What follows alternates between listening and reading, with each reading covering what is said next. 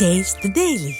திரு சரவணன், பாஜகவுடைய தேர்தல் அறிக்கையில ஏற்கனவே கொடுத்த வாக்குறுதிகள் நிறைவேற்றப்படலன்னு ஹசீனா சொல்றாங்க. ஆனா பிரதமர் வாசிக்கிற போது எல்லாமே இது நீட்டிக்கப்படும் சொல்றாரு. அதாவது ஏற்கனவே செய்து கொண்டிருக்கிறது அனைத்தும் வரக்கூடிய காலங்கள்லயும் இல்ல புதிதாக மீண்டும் பாஜக பொறுப்பேற்ற பிறகும் நீட்டிக்கப்படும் அப்படின்னு அவர் சொல்றாரு. அப்ப செஞ்சுட்டு இருக்கிறது தானே அவங்க நீட்டிக்க போறாங்க.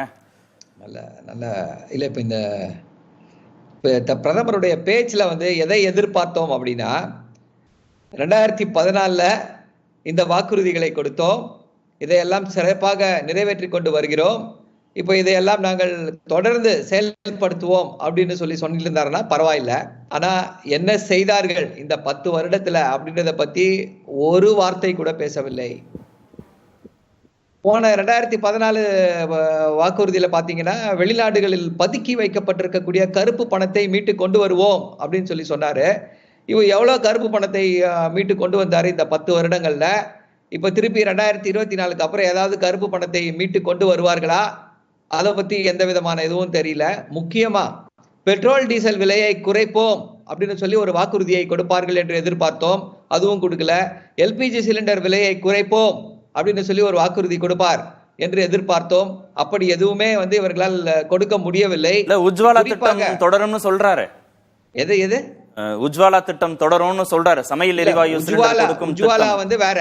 உஜ்வாலா வேற. இது பெட்ரோல் சிலிண்டர் விலையை குறைக்க வேண்டும். 400 ரூபாய்க்கு 2014 இருந்துச்சு. அதை சொல்லித்தான் ஆட்சியை பிடித்தார்கள்.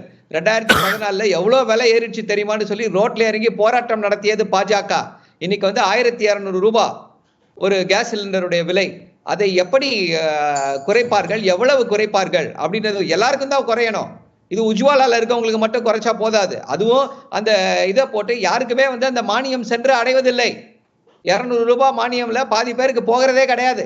அந்த மானியமும் சுரண்டப்படுகிறது. ஸோ இவர்கள் அட்டர் ஃபெயிலியர். இப்போ முத்ரா கடன்ல 20 லட்சம் ரூபாய் அப்படின்னாங்க. இதைத்தான் திரு ப சிதம்பரம் அவர்கள் சொல்லிக்கொண்டே வந்தார். ஐயா, நீங்க 50,000 ரூபாய் கொடுக்குறீங்க முத்ரா லோன்னு சொல்லிட்டு, அது எதற்கு பயன்படும்? 50,000 ரூபாயை வச்சு யார் என்ன தொழிலை தொடங்க முடியும் என்று தொடர்ந்து விமர்சித்து வந்தார். இப்போ அது டோட்டல் ஃபிளாப்பு. உடனே இப்போ தேர்தல் வந்த உடனே அதுக்கு 20 லட்சம் ரூபாயை கொடுக்குறேன் அப்படின்னு சொல்லி ஒரு இதை வைக்கிறாங்க. அதே போல வேலை வாய்ப்புகள், இளைஞர்களுக்கு வேலை வாய்ப்பிற்கு என்ன மாதிரியான திட்டத்தை பாஜக கொண்டு வருகிறது அதை பத்தி எந்த விதமான ஒரு கிளாரிட்டியும் இல்லை. ஏன்னா 2014 2 கோடி இளைஞர்களுக்கு வேலை வாய்ப்பு கொடுப்போம் என்று சொல்லி ஆட்சிக்கு வந்தது பாஜக. எத்தனை பேருக்கு வேலை கொடுத்திருக்கிறோம்? இந்த திட்டங்களின் மூலமாக இத்தனை பேருக்கு நாங்கள் வேலை வாய்ப்புகளை உருவாக்கி கொடுத்திருக்கிறோம்.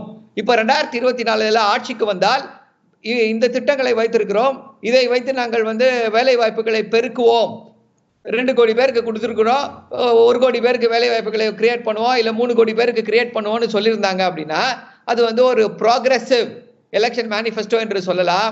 இது ஏதோ ஒரு சடங்கு போல. இங்க தொழில்துறை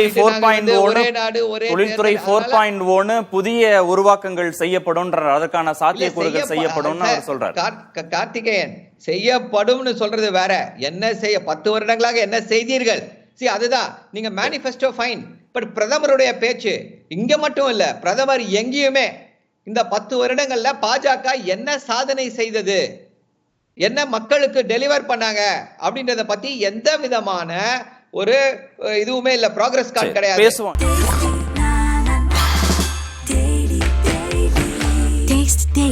Taste the Daily.